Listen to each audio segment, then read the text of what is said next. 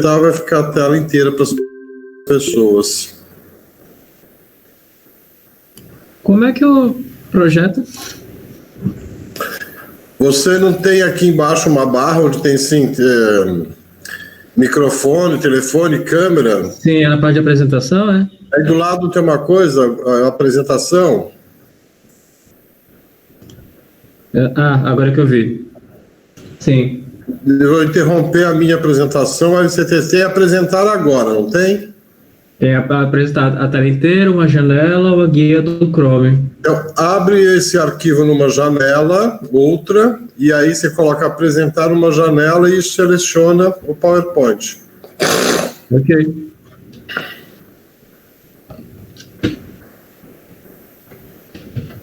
Puxa. Um segundo. O que vai acontecer, Curoni, é que eu vou ter que ficar pedindo para você mudar os slides, ok? Sim. Eu dizer para você, Curoni, é só dar um enter ali que salta uma tela. Definir. Deixa eu ver se eu consigo. Ok, vai ficar assim. Tá. Vou fazer o seguinte, eu vou fazer um teste aqui para ver se dá certo. Uhum. Uma janela. Qual é a janela? Eu quero que seja essa janela. Tá.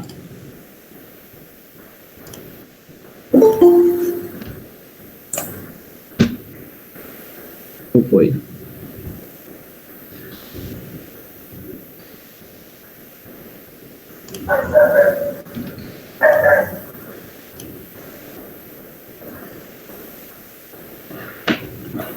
Dá para ver assim?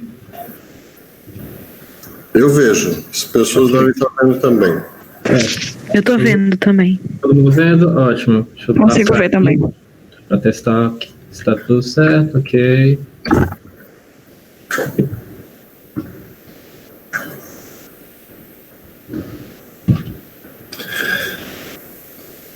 Joyce, o que você achou do filme?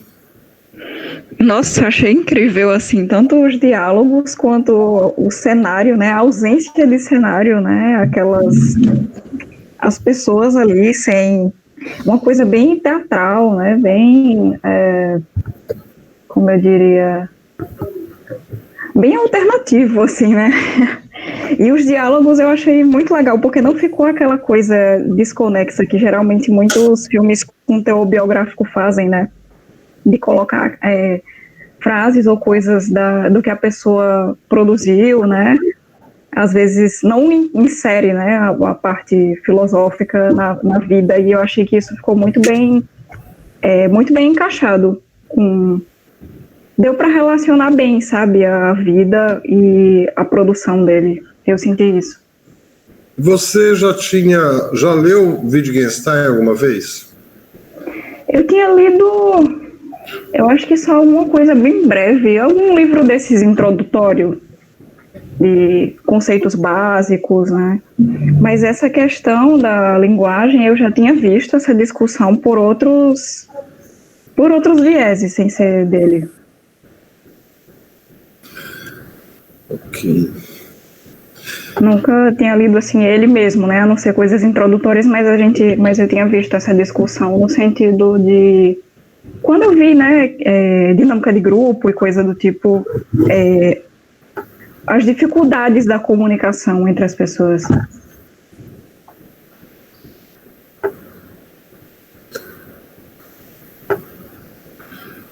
Quem mais quer fazer algum comentário sobre o filme? Jaime, hoje a gente estava dialogando com o pessoal, né? Eu e Jeff, principalmente, a sensação não foi a mesma do filme. Assim, enquanto o filme a gente achou, Jeff me corrige aí no chat se eu estiver fazendo errado, mas a gente achou que ele não funciona muito bem como filme. Ele funcionaria muito bem como sketch. Ele faz uma boa, isso que Jess falou, eu gostei, ele faz um bom traçado histórico em relação à vida de Wittgenstein com a produção dele, mas para quem não conhece, fica uma coisa solta, para quem não conhece Wittgenstein, fica solta. E para a gente que conhece, algumas partes ficam superficiais, com jogadas, assim, partes que poderiam funcionar. Então a gente pensou que talvez como sketches porque ele é muito bem dividido. Cenas de apartamento, cena com a família, e nesse momento. Talvez, assim, se com os assuntos, por exemplo, né, é claro que isso dá um trabalho danado, mas se você fosse trabalhar uma matéria toda só sobre Wittgenstein, pegando essas sketches e alocando esses assuntos, eu acho que funcionaria melhor. Eu já assisti outros filmes nesse mesmo estilo, eu, assim, sinceramente, eu acho que dava para fazer melhor, no sentido, assim, de ser uma filmografia, sabe? Não. Porque ele é no estilo teatral, mas é um filme. E para mim e para Jeff, pelo menos, isso ficou meio solto, ficou meio difícil. Sim, ok. E, Ronald, onde você estudou Wittgenstein? E o que você estudou dele? Ixi, bom, o que eu tinha estudado antes, numa relação da psicanálise. Eu tinha chegado nele através dos estudos que eu fiz há uns anos de Saussure. Nada aprofundado para dizer assim que eu conheço Wittgenstein a fundo, realmente. Né? Mas faz uns 3 anos que eu fiz umas leituras de Wittgenstein. Tabelada assim, essas coisas da filosofia eu comecei a me aprofundar mais depois da psicanálise, né? Quando eu comecei a entender de onde vinham certas coisas, tipo Hegel, né, a silogística nos matemas de Lacan, algo nesse sentido. Porque existe uma discussão, né, acho que o Ronald pode falar também na psicanálise a respeito disso, né, do significado e significante, né, que é da linguística, mas do quanto na vida, né, a gente pode ir criando outros significantes para a mesma coisa. Então, o processo terapêutico passa muito por isso também, da linguagem, né, de você criar, né, outras. Vou fazer uma analogia aqui com o Frege, né, já que com Wittgenstein minha leitura ainda, o meu conhecimento é muito raso, mas aquilo de sentido e referência, né, é a mesma referência, mas você pode construir outros sentidos possíveis para aquela mesma referência. O processo de ressignificação vai muito por esse processo, muito por essa via. Assim, Lacan ele faz uma inversão, né, do que isso se define, né, naquela tabulação do que isso se define. E para a psicanálise o significante, não sei se isso vai chegar, mas acredito que é nisso aí que eles bebem. O significante ele não depende do sujeito. O que depende do sujeito é o significado, né? E os signos são estabelecidos socialmente para fazer uma separação simples. Né? O significante ele é uma materialidade. Eu não vou colocar aqui a objetificação porque talvez não seja isso, talvez seja outra coisa. Mas é uma materialidade que não depende do sujeito. Eu não sei como isso fica para Wittgenstein mais profundamente.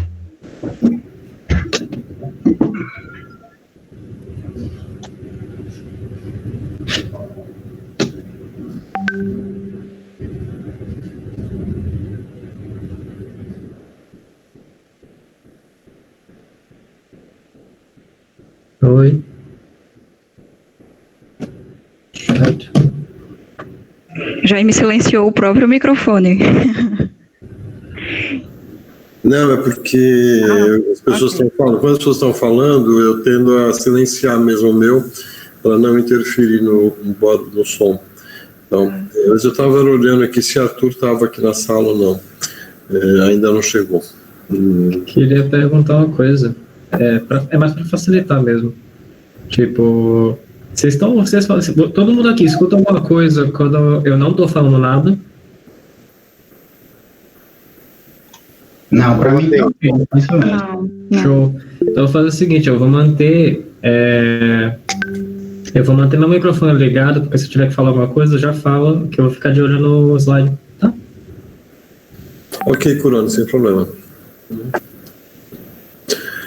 O Ronald, eu acho que essa discussão sobre o significante dá uma briga boa com o pessoal da linguística, sabe?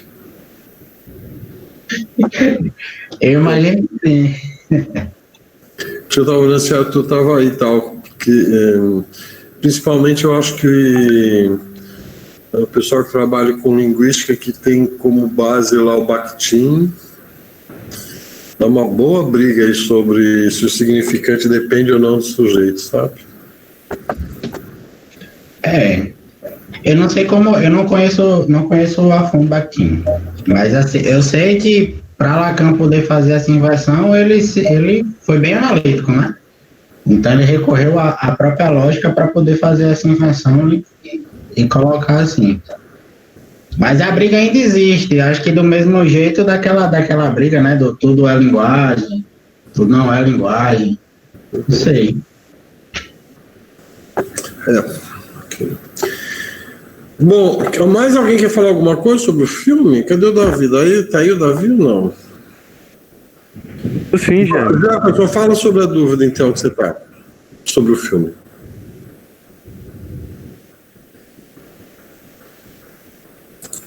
Jeff?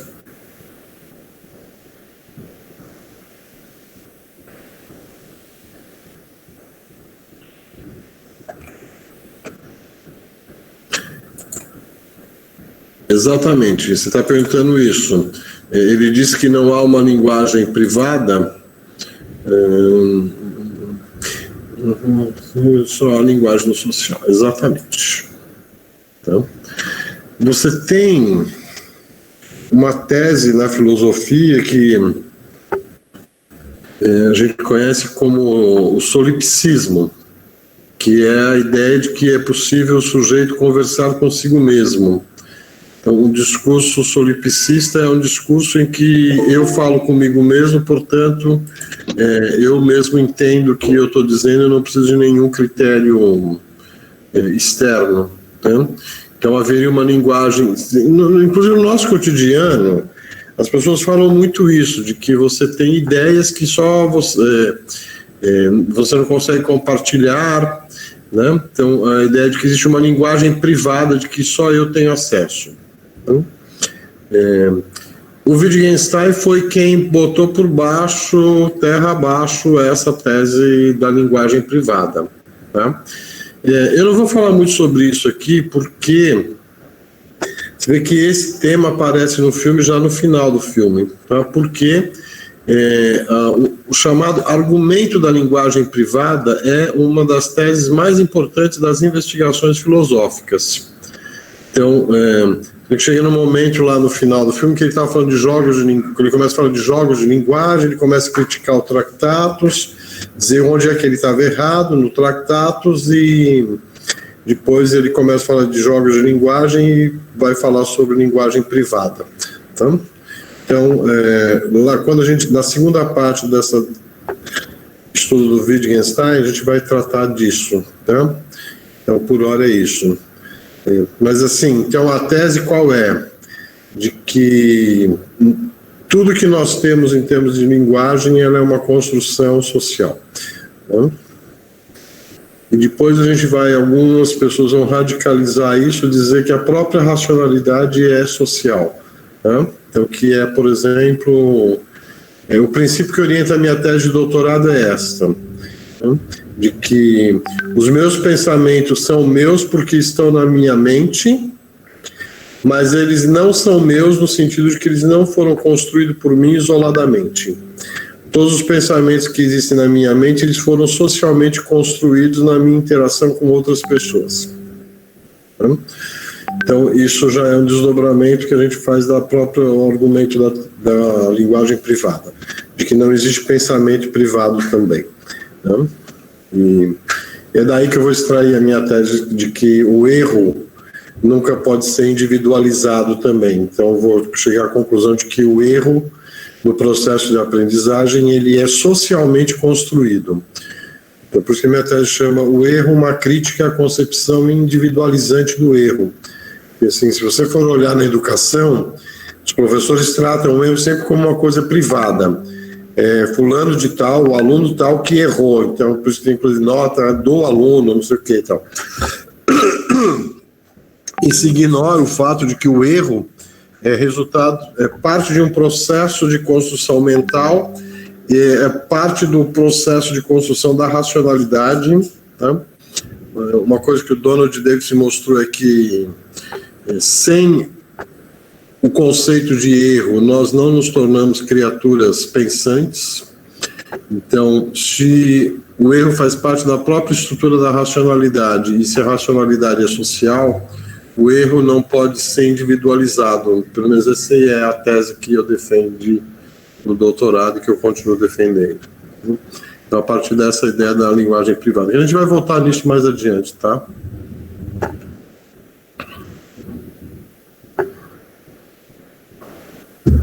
Ok, filme ainda, mais alguém? Então, nós estamos caminhando para o final desse segundo módulo, que a gente está pegamos a Frege, o Bertrand Russell, e agora a gente vai falar de Wittgenstein. O Wittgenstein vai servir para a gente como o elo de passagem dos módulos 2 para o módulo 3, que ele encerra o módulo 2 e começa o módulo 3. Então, essa frase que está aí abrindo nossa aula de hoje, deve jogar fora a escada após ter subido por ela, eu acho uma das frases mais belas da história da filosofia, pelo significado que ela tem, pelo contexto em que ela está escrita, né? É uma frase que está no Tractatus, né? É basicamente a finalização do livro. Então, o Wittgenstein é uma figura, assim, de muito destaque. É impossível você falar de filosofia do começo do século XX para diante sem fazer referência a essa figura espetacular, né? Que pese todas as excentricidades da biografia dele, que ele foi um dos nomes mais importantes da história da filosofia. Há muita coisa dele não publicada ainda. Ele só publicou 2 livros em vida. Um deles é o Tractatus. O outro é um manual de ensino de língua alemã para crianças, né? Naquela fase que no filme aparece que ele foi dar aula para crianças e tal. Ele escreveu um livro na época. E escreveu em vida o Tractatus, que é considerado, assim, quando você ouve falar... E o Wittgenstein é um pensador que continua sendo entre os mais visados em termos de produção acadêmica no mundo todo. Se você pegar as estatísticas de artigos de filosofia publicados anualmente, você vai ver que ele é, se não o mais citado, o mais... referenciado, mas se não mais, um dos mais, né? E todo ano você tem milhares de artigos sendo produzidos sobre a obra dele, a parte da obra ainda sendo organizada para publicação, congressos e mais congressos. Então, na Áustria, por exemplo, tem a cidade de Graz, todo ano tem um congresso exclusivamente para discutir Wittgenstein e vai por aí afora, né? Então, revistas especializadas e vai por aí afora. Então, é uma figura muito importante porque vai redirecionar grande parte do que a gente fazia na filosofia contemporânea. Então, assim, existem alguns nomes na história da filosofia que são meio de pro porque são uma espécie de síntese e de abertura, né? Você pegar o Aristóteles, por exemplo, ele faz o que o Aristóteles faz? Ele faz uma grande síntese de tudo que você tinha na filosofia até então. O primeiro grande historiador da história da filosofia é o Aristóteles.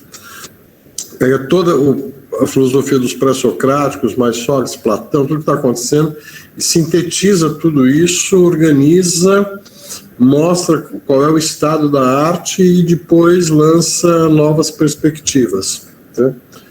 O Wittgenstein vai fazer isso e, curiosamente, ele vai fazer 2 vezes.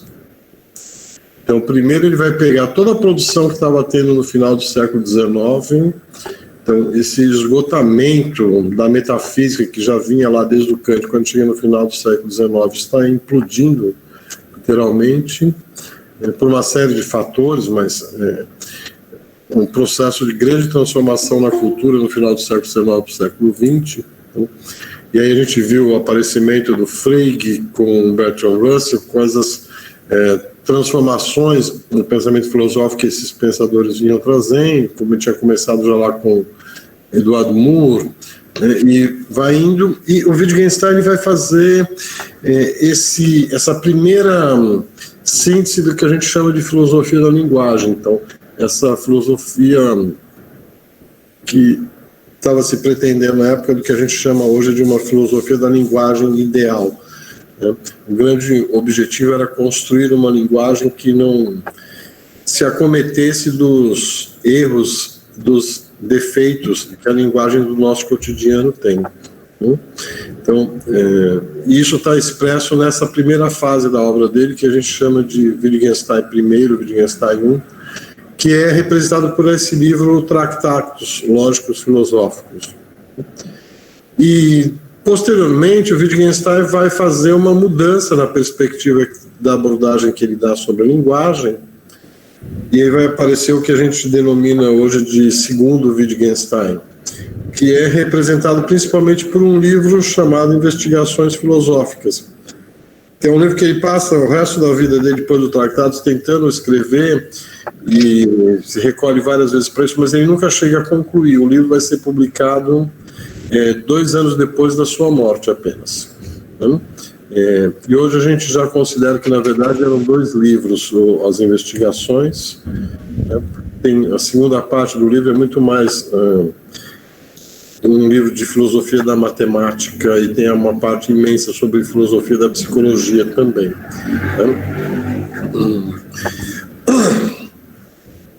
As investigações é um livro mais difícil de ler do que o Tractatus. Ele é um livro que não está organizado, então as coisas se misturam, são meio que anotações que o Wittgenstein ia fazendo. Então você pega um conceito, o conceito de linguagem privada que o Jeff perguntou, está disperso ao longo do livro. Você pega o conceito de jogos de linguagem, também está disperso. Então você precisa de um roteiro de leitura para você dar conta dessa obra. O Tractatus, por sua vez, é um livro bem diferente, né? É um livro que, quando ele vai para a guerra, ele está com o livro praticamente pronto, ele vai concluir o livro nas trincheiras e vai ser publicado logo depois, quando ele sai da guerra, né? Vai ser publicado com o prefácio do Bertrand Russell, e o título, em latim, foi dado pelo próprio Bertrand Russell, ele que indica esse título, Tractatus Lógico-Filosóficos, né?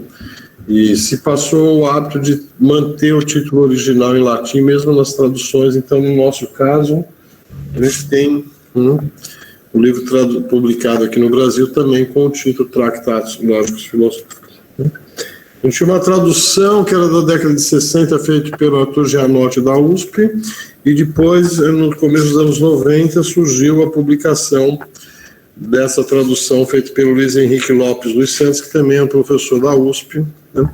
Publicado acho que em 92, 93, por aí, que é a tradução que a gente usa hoje em dia.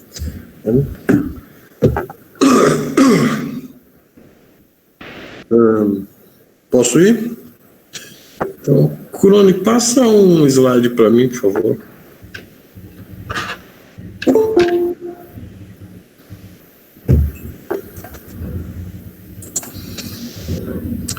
Então, está aqui uma capa do livro, uma foto do Wittgenstein, né?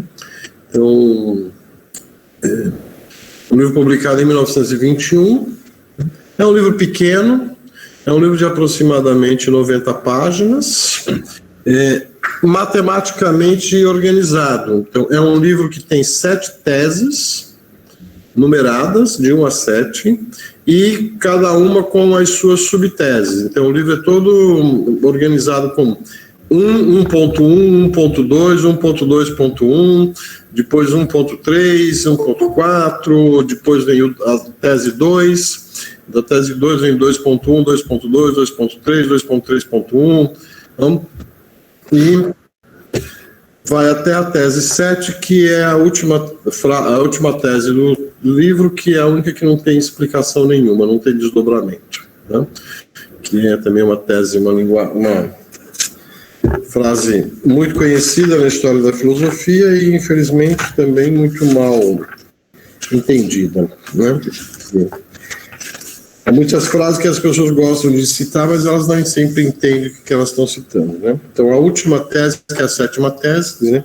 Sobre aquilo de que não se pode falar, deve-se calar, né? Nós vamos falar disso ainda depois, né? Então, Curoni, passa mais uma, por favor. Então, veja bem, eu vou começar... A gente vai fazer hoje uma exposição rápida de alguns pontos importantes do Tractatus. Depois, na quinta-feira, vocês vão ter a oportunidade de ler o trecho, a seleção de trechos que eu fiz. A gente não vai conseguir ler o livro todo, mas eu selecionei trechos do livro que eu acho importante vocês lerem. E na semana que vem a gente volta a conversar a partir da leitura que vocês fizeram.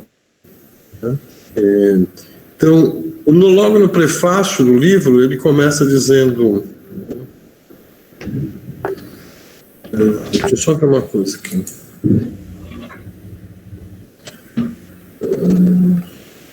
Antes de eu começar a falar do prefácio, deixa eu ver se eu respondo essa dúvida do Anderson, tá?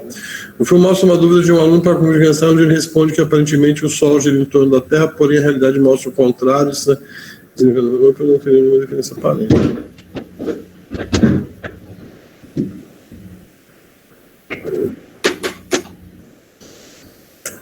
Porque assim, o Anderson, a tautologia é, assim, uma coisa que vai ficar claro na obra do Wittgenstein é que, assim, ele vai dizer que existe um grande problema filosófico, efetivamente, que é o problema da contradição, tá? O Wittgenstein vai dizer assim, se existe um problema eminentemente filosófico sobre o qual nós deveríamos debater, é o problema da contradição. Como é possível afirmar coisas contraditórias usando a mesma linguagem? E as tautologias são simplesmente frases que não trazem nenhum tipo de conhecimento novo, né? É uma frase que é verdadeira por verdadeira e pronto. Então, você vai voltar lá no Frege, se lembra que uma frase tinha como referência o valor de verdade, né? Então, uma tautologia não tem valor de verdade, porque é só sempre a mesma coisa. E no filme, quando ele faz aquele exemplo da Terra, né, que ele pergunta assim, bom, se você está olhando para o Sol ali, a Terra, então você tem a tese de que a Terra está girando em torno do Sol. Entendeu? Como é que você sabe isso? Não, porque eu olho e vejo. E se você olhasse e dissesse o contrário, o que você viria? Né? Se você dissesse que é o Sol que gira em torno da Terra. Assim, que na verdade tem a ver a mesma coisa, né? Então aí mostra assim como o nosso conhecimento sobre o mundo é questionável, né? Porque a gente não pode partir simplesmente da observação empírica. Essa citação do Wittgenstein acaba com essa ideia de que tudo pode ser resolvido pelo empírico apenas. Enfim. Então vejam, no prefácio, logo no começo do livro, ele nada modesto, né? Ele diz assim, o livro trata dos problemas filosóficos e mostra que a formulação desses problemas repousa sobre o mau entendimento da lógica da nossa linguagem. Assim, daí surge a tese de que a filosofia não trabalha com problemas, a filosofia trabalha com pseudos problemas. Então, se você fizesse um estudo do uso da linguagem pelos filósofos, você veria que eles não estão tratando de problemas reais, mas eles estão simplesmente enredados em falsos problemas. Então, uma das teses do Tractatus é de que não existem problemas filosóficos. O que a gente chamou na história da filosofia de problemas filosóficos seria, na verdade, pseudos problemas. Bom, como é que se faz para mostrar que não existem esses problemas? Então, quais são esses problemas e como é que se pode resolver isto, né? Depois o Wittgenstein vai dizer, mais pretensiosamente ainda, que o livrinho dele de 90 páginas resolveu toda a história da filosofia. Não tinha mais nada para fazer em história da filosofia, porque os problemas que existiam na história da filosofia foram todos resolvidos por ele nesse pequeno livrinho, tá? Quando ele passa mais um, por favor. Então, como é que ele chega nessa ideia de que os problemas filosóficos são pseudos problemas e de como é que ele teria resolvido isso tudo, né? Então, o Tractatus ele faz um processo de combinação de coisas de idas e vindas, né? Então, ele estava falando de mundo e estava falando de linguagem o tempo todo. Então, um dos objetivos do livro é traçar qual é a estrutura essencial do mundo, então, dizer o que é o mundo. E, no outro lado, dizer qual é a estrutura essencial da proposição, ou seja, definir exatamente o que é a linguagem. Tá? Esses são os dois grandes objetivos do livro: mostrar o que é, definir o que é o mundo, mostrar o que é o mundo e mostrar o que é a linguagem. Né? Então, para fazer isso, o que o Wittgenstein vai construir? Ele vai trabalhar sobre a lógica, então ele vai fazer uma caracterização filosófica do que é a lógica, né? E vai, no sentido complementar, fazer uma caracterização lógica do que é a filosofia. Então, o livro vai sugerir em torno disso, assim, o que é a filosofia, o que é a lógica, o que é o mundo, o que é a linguagem. E uma coisa implica na outra, tá? Então, a caracterização filosófica da lógica implica em eu definir logicamente o que é filosofia. Definir logicamente o que é filosofia implica em definir filosoficamente o que é a lógica. E, por outro lado, definir a estrutura essencial do mundo implica em definir a estrutura da linguagem. E para eu definir a estrutura da linguagem, eu preciso definir a estrutura do mundo. Então, é como que há um encadeamento, por isso que o livro é todo construído matematicamente, assim, porque as teses vão se encaminhando numa construção mesmo organizada, né, que pretende dar conta dessas 4 tarefas que estão postas aí para esse livro, né? Mais uma, Curoni, por favor. Então, aí já para o final do prefácio, ele vai então dizer qual é a grande sacada do livro, né? Olha só, primeira coisa, a verdade dos pensamentos aqui comunicados parece-me intocável e definitiva. Ou seja, o livro é a própria expressão da verdade, ponto final, não tem nada aqui que possa ser contestado, entendeu? O livro é impecável nesse sentido. Portanto, é minha opinião que, no essencial, resolvi de vez os problemas. Ou seja, acabou aqui a história da filosofia, porque não tem mais nada a fazer, porque o que precisava ser feito na história da filosofia está feito nesse livrinho aqui, não tem mais nada para vocês fazerem. Isso tem a ver com aquela parte do livro, do filme, que ele vai implicar com os caras lá, dos alunos e tal, e ele convence muitos dos alunos dele a abandonarem mesmo a filosofia. Vários deles abandonam, viram mineiro, outro vai trabalhar em estaleiro de cais de porto. Eles vão mesmo, ele consegue convencer vários dos alunos dele a abandonar a filosofia, e ele mesmo abandona a filosofia, tá? Assim, o que precisava ser feito já está aqui feito, né? E é por isso que aí ele sai, vai trabalhar como professor de escolas primárias. Não dá certo, porque ele batia muito nas crianças para fugir correndo de madrugada da cidade. Aí ele vai trabalhar como jardineiro num mosteiro de freiras lá. Depois ele volta para a Áustria para fazer a casa da irmã dele e fazer literalmente, ele não só faz o projeto arquitetônico, ele vai lá construir, tem mão na massa. Então, quando você vai a Viena, tem as 2 casas que você pode visitar. Tem a casa que ele morava com a família mesmo, que era a casa de uma família riquíssima, que recebia os grandes compositores para fazer avant-première na sala de casa, assim, os Brahms da vida faziam avant-première na sala da casa dele.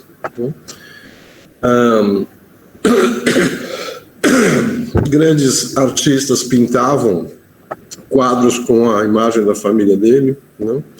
Grandes compositores compunham para a família. E você também tem a casa que ele projetou e construiu para a irmã, já um pouco fora de Viena, do centro de Viena, mas você pode visitar também. Então, resolvi de vez os problemas. E mais que isso, né? Se não me engano quanto a isso, o valor desse trabalho consiste, em segundo lugar, em mostrar como importa pouco resolver esses problemas. Assim, veja assim, então o livro fez 2 coisas.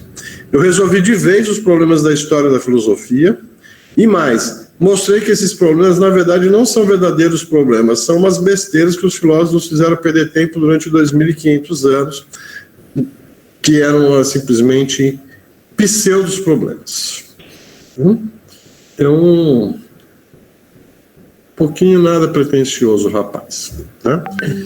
Bom, então o livro vai tratar disso, tá, gente? A gente vai ter que se concentrar nas nossas leituras e tentar identificar exatamente assim, o que ele fala sobre o mundo, o que ele fala sobre a linguagem. Tá? Então, passe mais uma para mim, por favor, Curoni. Então, para orientar bem a nossa leitura, a gente vai tentar identificar no livro exatamente esses 4 conceitos aqui. Então, o que ele fala sobre o mundo, então a gente vai encontrar ali a estrutura essencial do mundo. O que ele fala sobre a linguagem, então qual é a estrutura essencial da linguagem. O que é a forma lógica, porque ele vai dizer o quê? Existe um paralelismo entre mundo e linguagem. É uma frase famosa do livro de que os limites da linguagem é o limite do meu mundo. Assim, a linguagem é conformada com o mundo e o mundo é de adequado à linguagem. Então, e o que existe de comum? Por que eu posso fazer essa adequação, essa junção de linguagem e mundo, como se fosse uma imagem especular, assim, uma do outro, né? É porque, em comum, o mundo e a linguagem têm o que ele vai chamar de forma lógica. Então, um dos nossos objetivos aqui nessa parte do curso é entender o que ele vai chamar de forma lógica, né? E, dentro da forma lógica, a teoria do atomismo lógico, que é aquilo que vinha do Frege, vinha já passando pelo Bertrand Russell, aquela ideia de que as sentenças correspondem a coisas do mundo, o nome próprio corresponde a objetos. Aquilo que estava esboçado no Frege, depois deu uma recuadazinha com o Bertrand Russell, aí o Wittgenstein vai resolver de vez isso e formular o que a gente conhece hoje como teoria do atomismo lógico. Tá? Então é isso que a gente vai buscar na leitura, inclusive para leitura de quinta-feira, que eu vou passar, vai vir exatamente na forma assim, para você encontrar no texto exatamente o que é o mundo, o que é a linguagem, o que é a forma lógica, o que é a teoria do atomismo lógico. Né? Curone mais um para mim, por favor. Mas vejam, o Tractatus, vocês viram no livro, no filme, quem viu o filme, que ele está o tempo todo falando de filosofia, mas ele está também falando de questões de ordem metafísica e religiosa. Então, há uma passagem muito importante no filme, que é uma passagem importante na obra dele, que ele diz assim, como é que eu posso ser um filósofo se eu não sou um homem bom? Então, para ele, a relação com a filosofia tem muito a ver com uma relação com o místico também. Tá? Então, veja bem, essa é a parte final do livro. Então, o professor Paulo Marcucci, da UFMG, que é um grande estudioso da obra do Wittgenstein, ele tem um livro, alguma coisa, O Silêncio, então, e que ele defende exatamente e vai explicando por que a gente pode dizer que o Tractatus é não só uma obra de filosofia, mas como uma obra de iniciação, e aqui pensa a iniciação no sentido do místico mesmo. Tá? Então veja como é que termina esse livro, que essa parte é muito conhecida pela tese 7, mas a gente voltar 3 parágrafos antes da tese 7, a gente vai encontrar essa parte que eu estou citando aqui. Então ele vai dizer o seguinte, há por certo o inefável, isso se mostra, é o místico. Ora, antes de ele afirmar isso, ele havia afirmado, é isso que ele vai mostrando ao longo do livro, de que existem coisas sobre as quais nós não podemos falar. Né? Então, sobre o que nós não podemos falar? Não podemos falar sobre ética, não podemos falar sobre estética. Né? Mas veja, quando eles não podemos falar sobre, significa que a gente não fale sobre essas coisas. Eu queria dizer assim, eu não posso falar sobre ética, eu não posso falar sobre estética no sentido filosófico do termo. E ele está pensando em filosofia aqui como uma abordagem científica. Então, assim, eu não tenho como falar, resolver no campo da ciência, da filosofia da linguagem, questões de ética, porque se eu volto lá, gente, lembra do Frege, né? Tem a referência, tem o sentido, e a referência de uma frase é o valor de verdade de uma frase. Então, as proposições, elas são analisadas a partir do seu valor de verdade, se ela é verdadeira ou se ela é falsa. Mas se você pegar uma frase, uma sentença da ética, é uma sentença que não é nem verdadeira nem falsa. Se você pegar uma sentença da estética, né, então, quando eu digo assim, essa flor é bonita, bom, isso não é nem verdadeiro nem falso. Tá?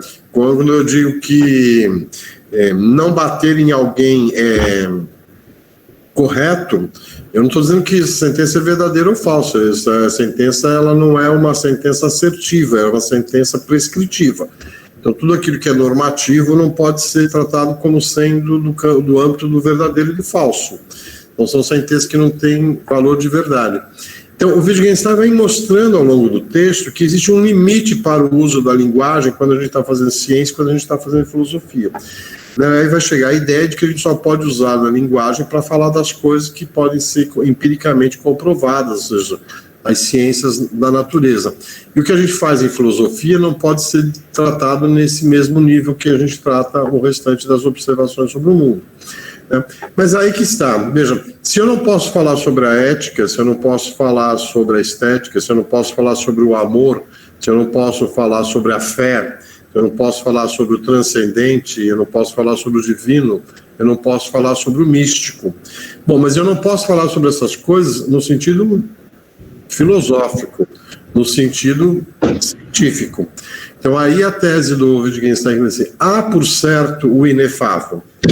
Isso se mostra, isso é o místico, ou seja, isso existe, faz parte do mundo. A gente só não pode falar filosoficamente sobre isso, mas que isso faz parte da nossa vida, sim, isso existe.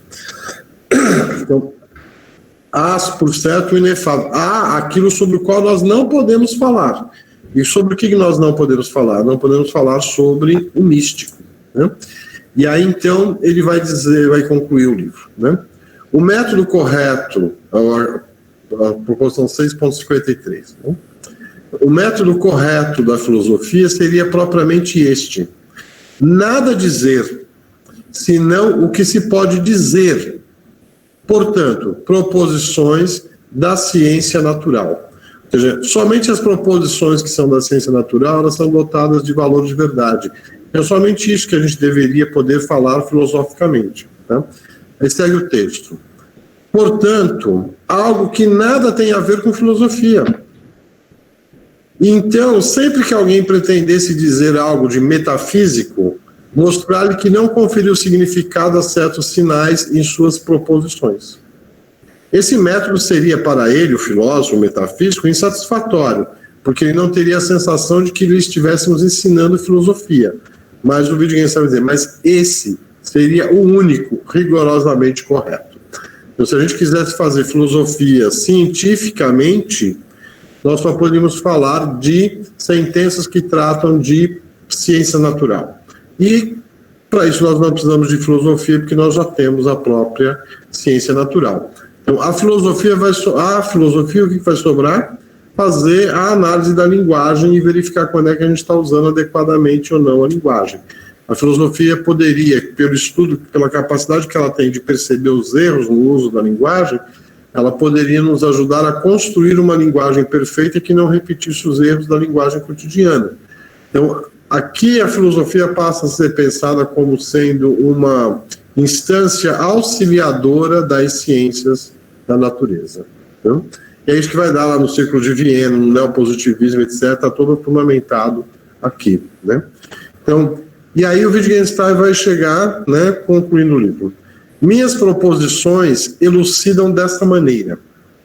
Quem me entende acaba por reconhecê-las como contrassensos, após ter escalado através delas, por elas, para além delas. Deve, por assim dizer, jogar fora a escada após ter subido por ela. Olha, minhas proposições, o que ele está dizendo aqui? As frases que compõem esse livro, elas negam o que estava dito no parágrafo anterior. O parágrafo anterior diz que eu só posso dizer frases com sentido e significado se forem frases das ciências naturais. Mas o que o Wittgenstein fez nesse livro foi falar sobre linguagem e sobre o mundo, questões metafísicas. Então, ele passou o livro todo fazendo frases que ele diz que não podem ser ditas. Não tem sentido. Esse livro é um contrassenso. Tá? Eu escrevi um livro todo feito de frases para dizer no final que as frases que compõem esse livro são frases que não têm sentido algum. E por que eu fiz isso? Porque era necessário fazer esse exercício de mostrar que essas frases são frases sem sentido para que as pessoas vejam isso. Tá? Então, é preciso ter escalado essas frases para poder nos jogar fora. Né? Então, é preciso ter subido a escada para finalmente jogar a escada fora. Então, o livro é descrito pelo próprio autor como um amontoado de contrassensos. Tá? O livro pretende dizer tudo aquilo que não pode ser dito. A conclusão principal do livro é que tudo que está dito nesse livro não poderia ter sido dito. Né? E só foi dito por um motivo, para mostrar para vocês como as frases desse livro são frases sem sentido. Né? Então, é como se ele dissesse, olha, eu precisei fazer esse exercício de escrever frases sem sentido para que vocês percebessem como todas as vezes que a gente escreve frases desse tipo, a gente está escrevendo coisas que não têm sentido. Então, é o meu modo de dizer para vocês, não façam o que eu fiz nesse livro. Né? Então, é esse exercício da escada. Eu subi a escada, porque era a única maneira de jogar fora essa escada era chegar ao topo dela e então dar um chute e jogar a escada. Então, alguém precisava fazer esse exercício. É por isso que ele diz que acabou a história da filosofia. Alguém precisava ter feito esse exercício de mostrar que a história da filosofia é uma história de contrassensos. Uma vez que eu fiz isso, não tem mais nada para fazer. Tá?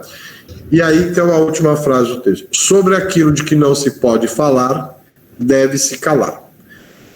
O que não se pode falar? Tudo que foi dito nesse livro. Né? Tudo que está dito nesse livro é sobre aquilo de que não se pode falar. Portanto, deve-se calar. Né? Então, feito isto, não sobra mais nada para fazer em termos de filosofia. Tá?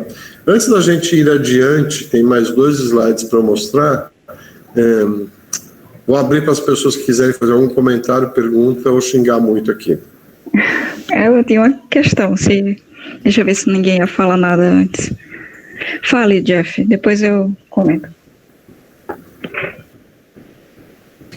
Posso proceder com a leitura, professor? Uhum. Jeff, Jaime, você pode explicar novamente o que ele disse que é sem sentido? O porquê ele disse que é sem sentido?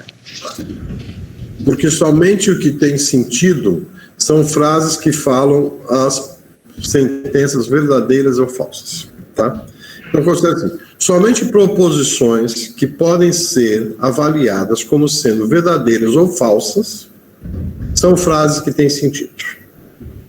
Tá? A gente está buscando isso já, gente, lá no sentido de referência do Frege. Por isso que a gente precisou ler aquele texto. Tá? Então, veja que o Frege diz o seguinte, ó, que uma sentença, ela tem um valor de verdade como sendo verdadeiro. Então, o valor de verdade de uma sentença é o fato de ser verdadeiro ou falso. Tá? Então, o Frege tinha dito o seguinte, somente umas frases que têm valor de verdade são frases que têm significado. Então, onde é que a gente encontra frases que têm valor de verdade? São as sentenças que compõem as ciências da natureza. Né? As ciências da física, da química, da biologia. Aquelas leis da física, tá? Toda ação corresponde a uma reação. Né? A distância, ou sentenças do tipo da matemática, né? A menor distância entre 2 pontos é uma linha reta.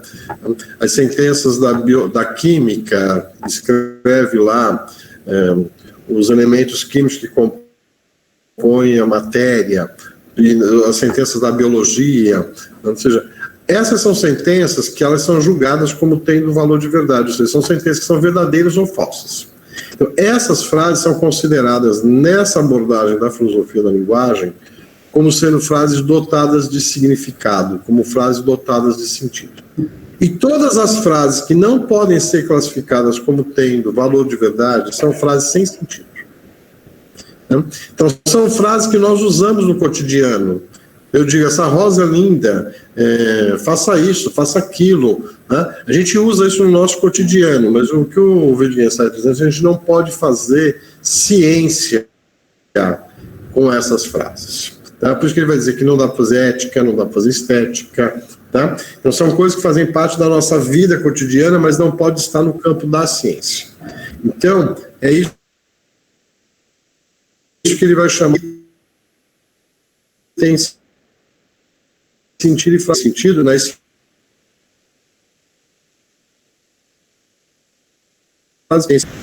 Que não tem. Então, e aí que ele estabelece esse limite, ó, sobre aquilo de que não se pode falar, deve-se calar. Então, assim, do que não se pode falar? Das frases que não têm sentido, dessas frases que não são nem verdadeiras nem falsas. Ele vai dizer assim, em termos de fazer filosofia, a gente não deveria mais usar essas sentenças, deveríamos nos calar. Né? Então é aqui que é a distinção que ele coloca. Né?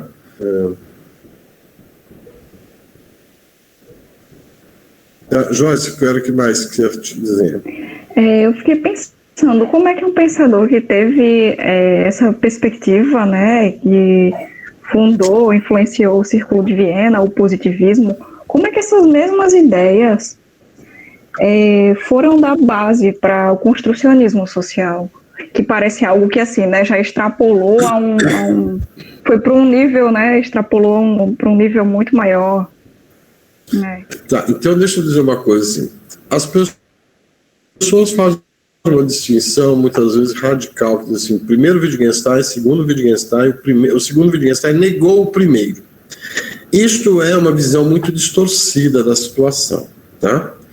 Para mim é muito claro que você não tem dois Wittgenstein, você tem um Wittgenstein só.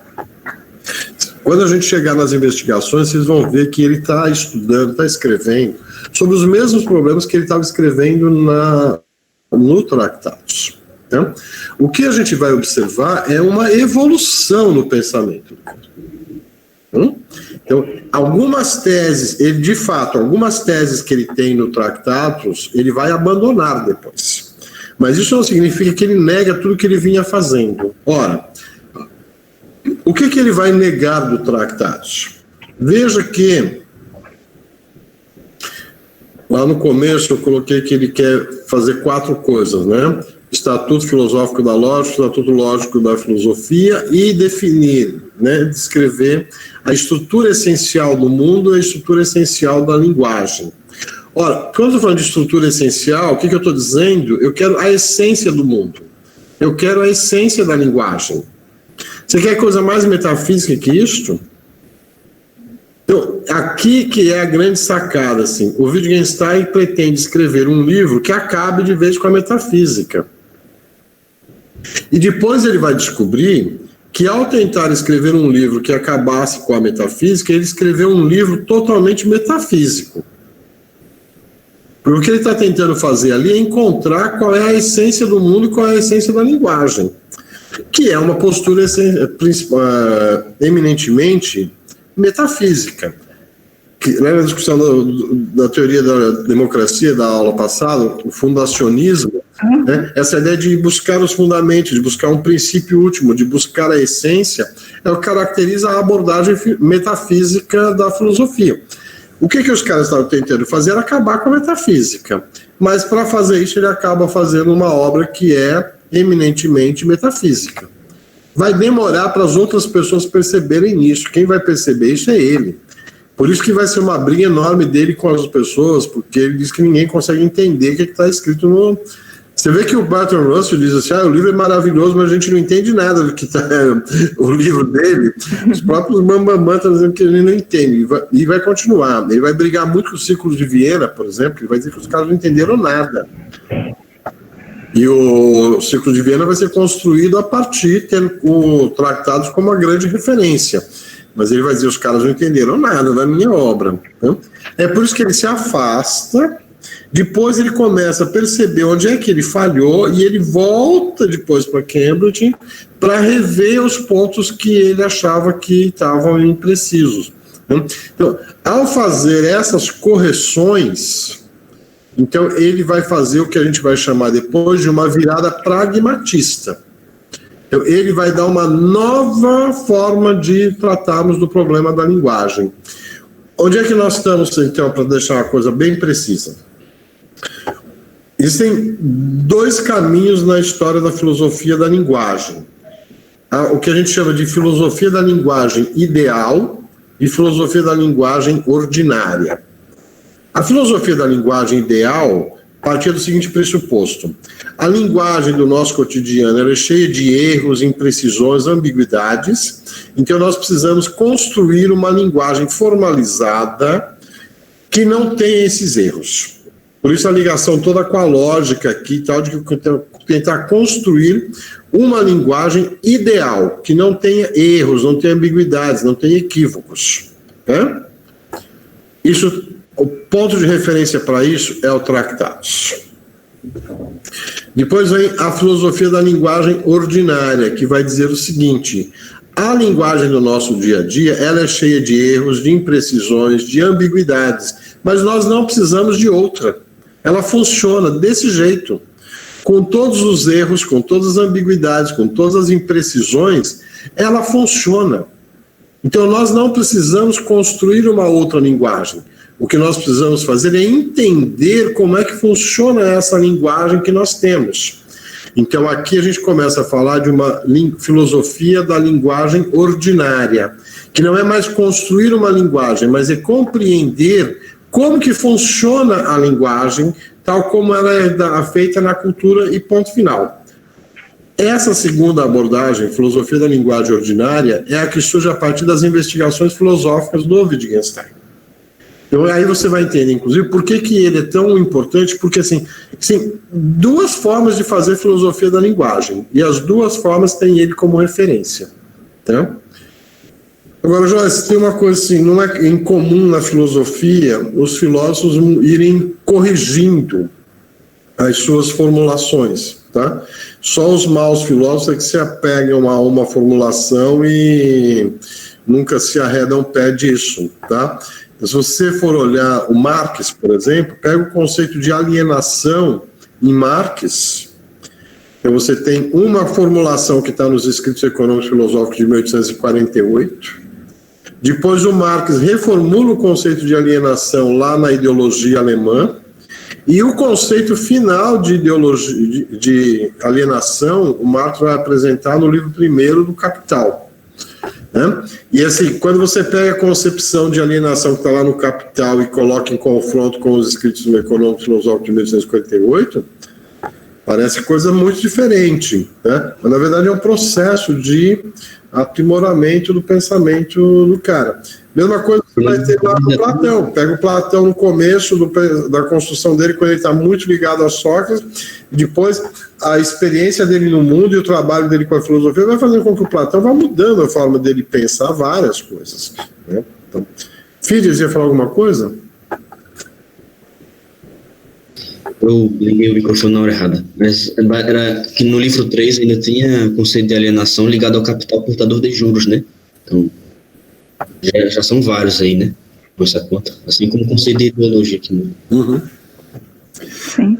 Porque quando ele vai definir a mercadoria e o fetiche da mercadoria, isso vai implicar no conceito que ele tinha de alienação, precisa refazer o próprio conceito.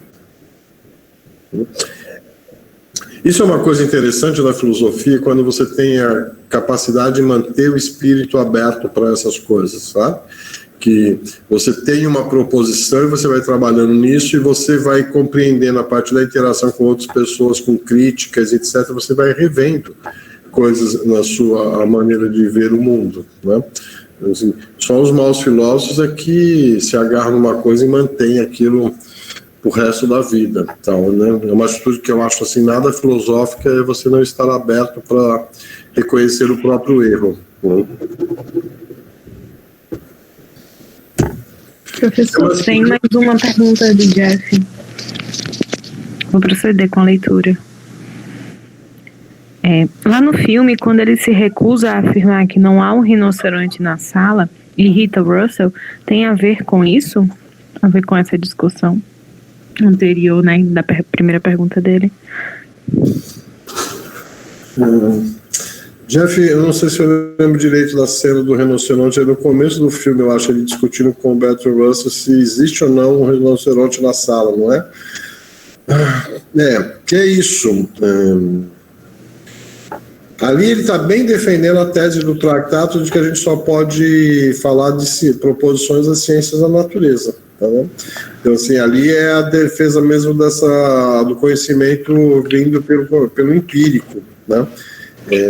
Como é que eu posso afirmar uma coisa dessa? Somente através da experimentação empírica eu poderia chegar à conclusão de que não existe um rinoceronte ali, né?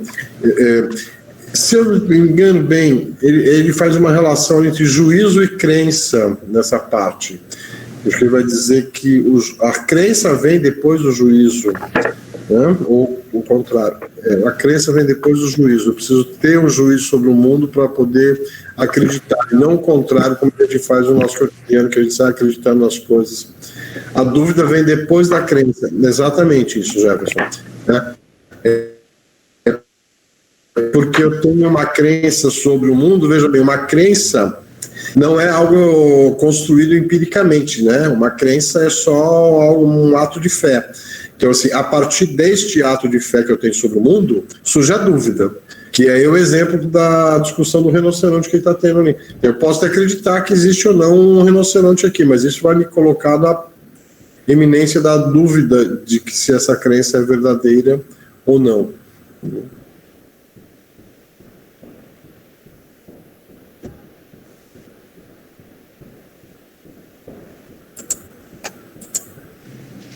Ok?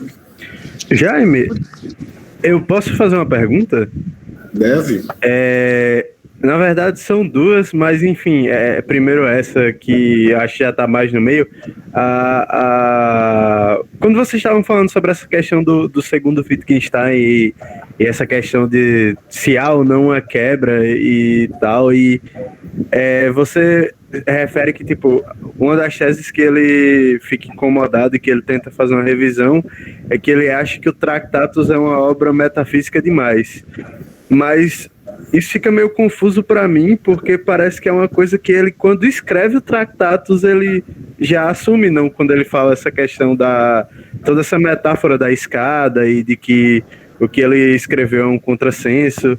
Então, até que ponto que há realmente essa quebra, sabe? Ficou meio confuso para mim isso. Não, veja bem, apesar do que ele diz aqui nesse slide, que tá aí, nesse slide, né? De que há um contrassenso, subir a escada, jogar fora, etc. Tal, mas veja bem, ele estava dizendo, em última instância, aqui, que ele tentou fazer uma construção essencialista do mundo, uma descrição essencialista do mundo e da linguagem. Né? Então, o problema todo que ele vai se tocar depois é o seguinte: será que existe a linguagem? Essa é a grande pergunta. Tá? Veja que no Tractatus, o que ele está tentando falar o tempo todo? Ele está tentando mostrar o que é a linguagem. Então aqui há um pressuposto, esse é o pressuposto metafísico, de que existe uma essência para o que a gente chama de linguagem. A gente pode definir o que é linguagem. A gente pode conceituar o que é linguagem. A gente pode descrever essencialmente o que é a linguagem. Tá? Bom, mas isso é o que ele vai. Qual é a mudança que ele vai apresentar no segundo Wittgenstein? Ele vai parar de falar de linguagem. Ele vai substituir o termo linguagem por o termo linguagens, no plural. Mais especificamente, ele vai dizer que são jogos de linguagem. Vou fazer um paralelo aqui, tá? Que vai, acho que, ajudar a entender. Você tem um estudo na língua culta, que você aprende na escola, das regras gramaticais. O que você está aprendendo ali? Você está aprendendo as regras gramaticais da língua culta, que é apresentado para você como sendo a língua portuguesa. né? E por muito tempo nós tratamos essa língua culta como sendo oficialmente a língua portuguesa. E todo o resto era considerado um grande equívoco. Você pegar a linguagem popular, as gírias, tudo isso, o próprio professor de língua portuguesa dizia para você que isso é um grande desvio, um grande erro, um mau uso da língua. Hoje você tem uma abordagem diferente no ensino de língua portuguesa, que ainda é objeto de debate, de discussão, mas você tem uma linha toda de pesquisadores, de professores de ensino de língua portuguesa que diz o seguinte: o cara que escreve e fala errado ali, ele também domina a língua portuguesa, né? Porque não existe apenas uma língua portuguesa. Existe a língua portuguesa formal, oficial, mas existe a língua portuguesa dos guetos, existe a língua portuguesa das comunidades específicas, né? E uma é melhor que a outra? Olha, se você for olhar em termos práticos, não, né? Porque o neguinho que não domina a língua culta, ele consegue se comunicar, fazer coisas, trabalhar, casar, ter a vida dele sem ter o domínio da língua culta. Então, o que o Wittgenstein vai dizer depois? Não existe uma língua, existem várias línguas. Não existe uma linguagem, existem várias linguagens. A expressão que ele vai usar vai ser jogos de linguagem. Então, o que é correto num jogo de linguagem não é correto no outro. O que se aplica num não se aplica no outro. Então, o próprio conceito de regras vai ter que ser adaptado depois. E aí, então, muda completamente a abordagem, tá? Então, aqui, quando a gente diz que é uma abordagem metafísica, é porque o objetivo todo aqui do pensador é definir a essência do que seria a linguagem, né? Então, se você pega, olha, é a estrutura que está lá desde os diálogos do Platão. Você pega um diálogo do Platão que é definir qual é a essência do que é o amor. Pega um outro livro, é a essência do que é a morte. Um outro livro é a essência do que é justiça. Outro livro é a essência do que é o bem. Outro livro é a essência do que é o belo. E é esse o padrão que nós passamos a ter como metafísica. A pergunta, o que é? Né? E quando você eliminar a pergunta, o que é, e passar a usar a pergunta, como nós usamos, então, ao invés de perguntar o que é a linguagem, você perguntar como nós usamos as linguagens, aí você saiu de uma abordagem metafísica e foi para uma abordagem pragmatista. Jaime, aí a segunda que eu tinha dito era mais perguntando da referência daquele livro que você falou do professor da UFMG sobre a questão do Wittgenstein e a mística. Do Paulo Marcucci. Deixa eu só ver, porque senão eu vou esquecer disso, tá? Eu tenho essa referência aqui no meu computador.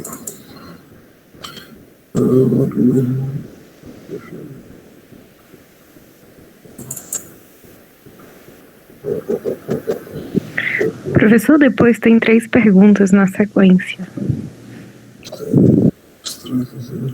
Tá, chego já. Peraí. O argumento, o conceito, que é filosofia.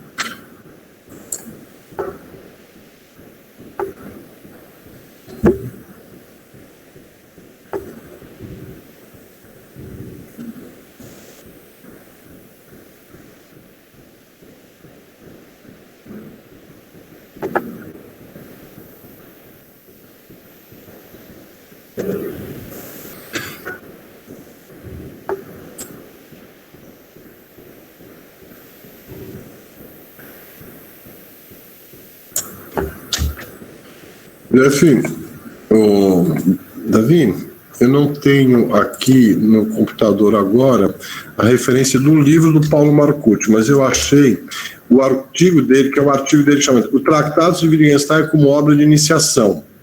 Tá? Paulo Marcucci Pinto, publicado na revista Filosofia e Ensino. Eu coloquei a referência completa aqui no chat agora. Tá? A partir desse artigo do Paulo Marcucci, no próprio artigo, ele faz referência ao livro dele, que é Não sei o que do Silêncio, né? O título dele, do livro, tá? Mas tá aí. Pronto. Então, Tânia, perguntas? Certo. A primeira é de Priscila. Ela fala que participou de um congresso de medicina em que um dos palestrantes falou que Wittgenstein era autista, tinha um autismo leve. E aí o professor afirmou que alguns desses aspectos que ele tratava sobre a linguagem eram para justificar a forma, algumas dificuldades algumas dificuldades cognitivas e comportamentais que ele tinha. E a pergunta dela é justamente para saber se há essa observação no texto que será lido. Se isso pode ser observado. Minha reação disse tudo aqui, eu acho. Nunca ouvi falar isso, e se alguém disse, eu diria que isso é um absurdo total, entendeu? Porque é você tentar reduzir a obra do cara assim num nível absurdo. Não me consta que ele tivesse esse tipo de problema, e assim, ainda que tivesse, não me parece que a obra também seja construída em função disso. Desculpa. E já me faz uma suposição errada sobre o próprio diagnóstico, né? Que é a suposição que o autista ele tem um problema comportamental e cognitivo. Está totalmente errado aí no próprio diagnóstico. Não, isso, o autista é um problema de comportamento que tem um problema de linguagem que faz com que o cara queira estudar a linguagem. É um raciocínio realmente... é meio ilógico. E assim, a título de curiosidade, gente, o autismo nem era considerado doença até um dia desse, né? Como algumas pessoas consideram. Na verdade, ele era um aspecto de sintomas que existiam em outros transtornos, em outras comorbidades. E não tem confirmação sobre o diagnóstico de autismo em relação a questões cognitivas ou comportamentais. Inclusive, tem alguns autistas que você nem vai perceber, você só vai considerar a pessoa diferente, estranha, ou com algum cacoete. Não necessariamente.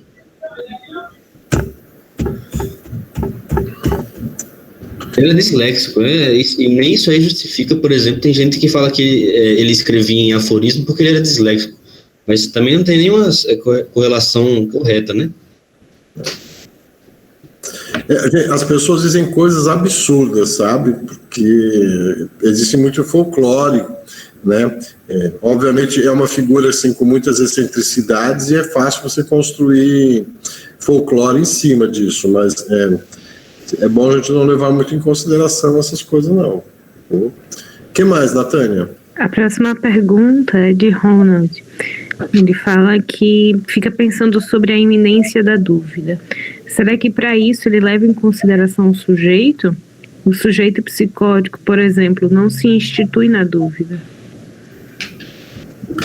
Não, aqui ele está falando da iminência da dúvida, ele está pensando no sujeito que faz o uso regular da língua, né, que tem um comportamento padrão, digamos assim, tá? E não que haja um único padrão, mas assim, não está levando em consideração, digamos, os desviantes, né? E a última é de José.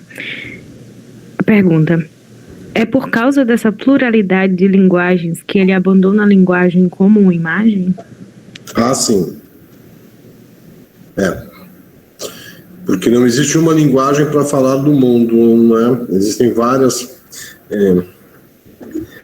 Veja bem, se vocês se lembrarem de quando, daquele primeiro áudio nosso que vem lá do começo do semestre, onde eu falei de semiótica e falei de gramática, semântica e pragmática, né? A segunda fase da obra do Wittgenstein, que é justamente o terceiro módulo que a gente vai ter, vai falar da concepção pragmatista da linguagem. E quando ele está falando de uma visão pragmatista, a gente está falando principalmente de como é que nós usamos as coisas. A pergunta ali vai ser não o que é a linguagem, mas o que nós fazemos com a linguagem. Né? Que vai dar, por exemplo, no livro depois do Austin, quando dizer é fazer, né? Ou, como é o título em inglês original, que é How to do Things with Words, como fazer coisas com palavras. Então, o que a gente vai passar a pensar na pragmática é que a linguagem, ela no filme ele diz um momento lá de que as palavras, elas são ferramentas, instrumentos com os quais nós fazemos coisas. Então, não se trata mais de entender o que é a linguagem, que essa é a abordagem metafísica, mas de entender o que nós fazemos com a linguagem. E aí, então a gente vai ter uma visão de que a gente faz muitas coisas com a linguagem, porque existem muitas linguagens. A linguagem se presta a muitas coisas. E já, inclusive, eu acho que foi aí que Lacan fez essa divisão entre o imaginário e o simbólico.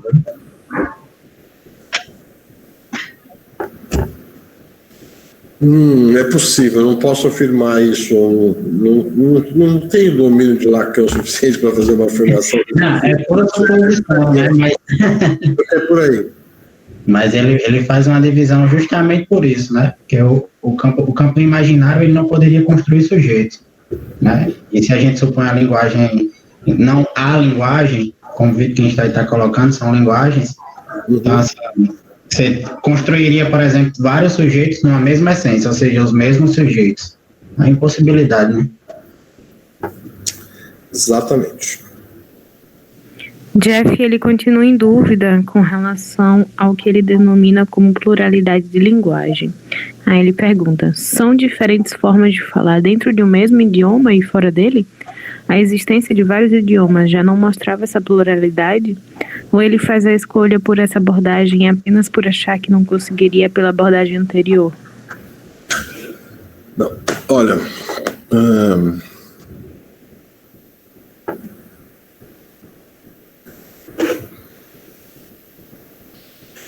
Pega...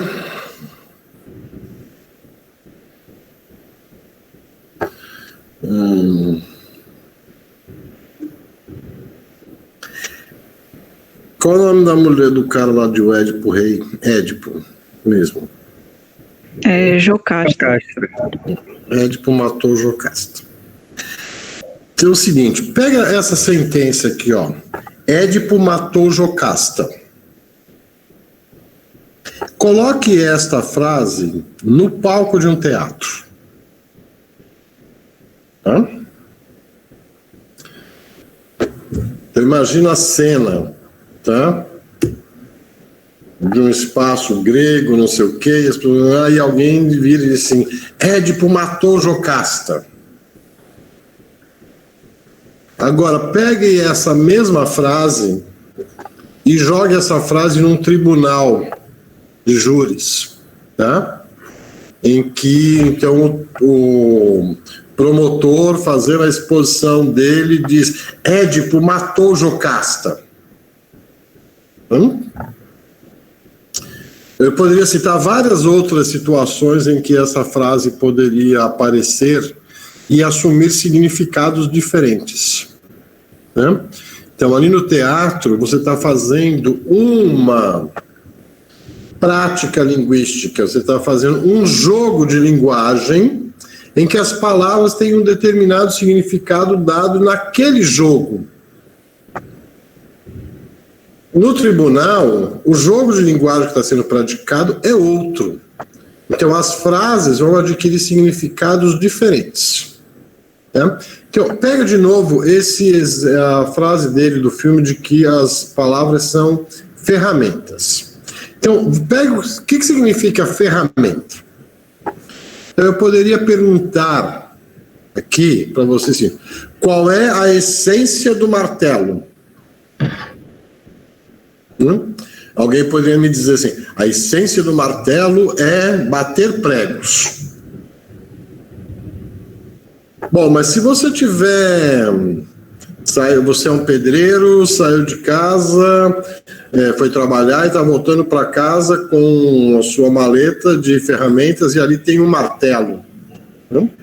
E aí você é abordado por um assaltante, o assaltante vem para cima de você e você pega o martelo de dentro da sua valise e pá na cabeça do cara.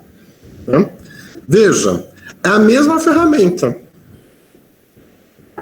Mas se eu pegar pela descrição essencialista ali, de que martelo é um instrumento que serve para bater prego, você cria um problema. Então o cara fez um mau uso da ferramenta martelo, porque ao invés de pegar o martelo para bater prego, ele usou o martelo para bater na cabeça de uma pessoa. Então o cara não sabe usar o martelo. Ora, o que a visão pragmatista vai dizer? Que não existe uma forma única e correta de usar o martelo. Qual é o significado dessa ferramenta martelo? Para que serve esse instrumento martelo? Depende da situação. Se eu estiver na construção ali, ou fazendo uma peça de uma estante com madeira, pregando coisas, o martelo vai servir basicamente para eu pregar pregos, bater no prego. Mas se eu estiver sendo agredido, imagina uma pessoa que está sendo estuprada, se ela tiver um martelo ali do lado, ela vai usar o martelo para matar o estuprador. Né? E uma coisa é mais correta que a outra? Não.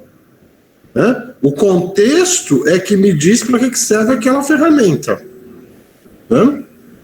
Eu costumo de lembrar sempre, quando eu falo disso, existe uma tirinha do Maurício de Souza, daquele personagem antigo, o Piteco, que vive no mundo das pedras lá, tá? E tem uma tirinha que é bem curta assim, tá? O Piteco, ele constrói uma cadeira de madeira, assim, então ele constrói uma cadeira. Para que ele constrói essa cadeira? Para carregar pedras. Então ele constrói uma cadeira, ele enche de pedra e arrasta aquela cadeira num lugar e joga as pedras. Volta com aquela cadeira, enche de pedra e arrasta aquela cadeira. Veja, ele está usando a cadeira como um carrinho para transportar pedra. Chega uma hora que ele está tão cansado de ficar carregando aquela cadeira cheia de pedra para um lado e para o outro, que ele pega e senta na cadeira. Olha, o que ele faz? Ele descobre um significado novo para aquele objeto que ele criou com um propósito e descobre outro. Onde você vê isso? Aquele filme 2001, Uma Odisseia no Espaço, que é um filme maravilhoso, tem uma cena em que os macacos ali, eles estão brincando em torno de um animal morto, assim, tal, e com uns pedaços de osso, assim, e de repente um deles pega um osso, assim, e sem querer ele bate num crânio, assim, esfacela o crânio. Na hora, há uma tomada de consciência, que eles descobrem um uso novo para aquele pedaço de osso, que ele descobre o uso militar, descobre que ele pode usar aquilo como um instrumento de dominação. E imediatamente eles saem com os pedaços de osso. A próxima cena já é eles na beira de um laguinho, lá os bichos tomando água, e eles chegam com os seus pedaços de osso dando porrada. Ou seja, eles descobriram a arma, né? E por acaso. E aí você passa a dar um significado completamente novo para aquele objeto. É isso que o Wittgenstein está falando de linguagens. Tá? De jogos de linguagem, de que o contexto onde a linguagem é usada dá o significado. Então, só para finalizar essa dúvida, fala-se muito, você vai encontrar em citações, em comentadores, em pessoas que não dominam bem Wittgenstein, a afirmação de que, para o segundo Wittgenstein, o significado das palavras é o uso das palavras. Isso é um equívoco, porque não é o uso da palavra. É o contexto de uso que dá o significado. Né? E inclusive no filme ele fala bem isso também, eu acho. Né? Que ele diz exatamente isso, que é o contexto de uso da palavra que dá o significado. Então, o conceito de jogos de linguagem é esse conceito de que as palavras têm significados num determinado jogo, e ela muda de significado de um jogo para o outro, como o ferramenta martelo muda de função conforme a realidade onde o objeto é usado.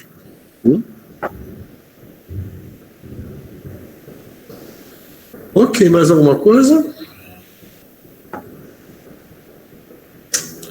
Então é o seguinte, Curoni, passa mais um slide para mim. Eu pretendia comentar, a gente não vai dar tempo, tá? Mas aqui, o que ele fala sobre o mundo, né? E depois, Curoni, mais um. O que ele fala sobre linguagem. Tá? Mas aqui é só um pedaço do trecho que ele fala sobre isso, que eu tinha selecionado para comentar, não vai dar tempo. Eu quero dar um pouquinho de tempo aqui, de 15 minutos, para a próxima aula, senão eu não vou aguentar também. Seguinte, para quinta-feira, eu vou postar ainda hoje no CIGA o material que eu quero que vocês leiam na quinta-feira. Tá? Eu não vou pedir para vocês lerem todo o tratado, mas eu selecionei trechos que vão permitir você identificar o que ele fala sobre o mundo, o que ele fala sobre linguagem, o que ele fala sobre a forma lógica e a teoria do atomismo lógico. Eu vou colocar o texto, inclusive, com as 4 perguntas, assim, para vocês tentarem ler o texto e tentar responder essas 4 perguntas. Na quinta-feira a aula, então, é o estudo desse texto, que eu vou postar hoje. E na próxima terça-feira aí a gente vai conversar para finalizar esse papo sobre o tratados, tendo em vista a leitura que vocês já terão feito. Né? Curone, se quiser pode tirar a apresentação disso já, muito obrigado.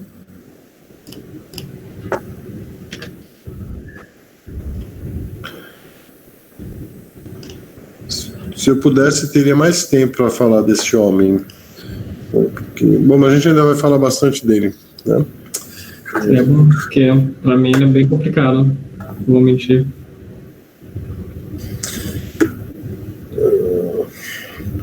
Jefferson, vá preparando uma listinha de perguntas na próxima semana. E também o seguinte, se vocês tiverem com outras dúvidas, gente, use lá o grupo do WhatsApp, o e-mail dos tutores, mande todas essas perguntas, tá? Porque eu vou tentando, inclusive assim, para quinta-feira que eu vou deixar o texto para vocês lerem e tal, aproveite que vocês vão estar lendo o texto e tiver dúvidas, vai me mandando, tá? Eu vou ter uma complicação sexta e sábado para responder dúvidas, porque são os 2 dias do concurso, eu vou ficar na sexta-feira das 8 da manhã às 8 da noite, e no sábado das 8 da manhã às 8 da noite, assistindo prova de candidato do concurso. Mas à noite eu dou um jeito de responder as dúvidas que aparecerem, tá? Então, se tiver dúvida, pergunta, manda que a gente dá um jeito de atender. Tá? Crianças, para quem vai para a democracia, daqui a pouco tem mais uma rodada. Vai ser sobre o que hoje, hein, Jaime? Vai ser sobre feminismo e democracia. Vou começar o 3º módulo e explicar direitinho como é que vai funcionar o trabalho que vocês vão fazer em grupo, etc, etc, etc. Essa aula de hoje, Teorias da Democracia, é importantíssima, tá? Ok. Valeu, gente. Até daqui a pouco. Tchau, tchau, gente. Até amanhã. Jaime. Daqui a alguns minutos. Tchau, boa noite. Até já, já. Natânia, Joyce, Curone, obrigado pela ajuda. De nada. Boa semana a todos. Beijos. Saindo.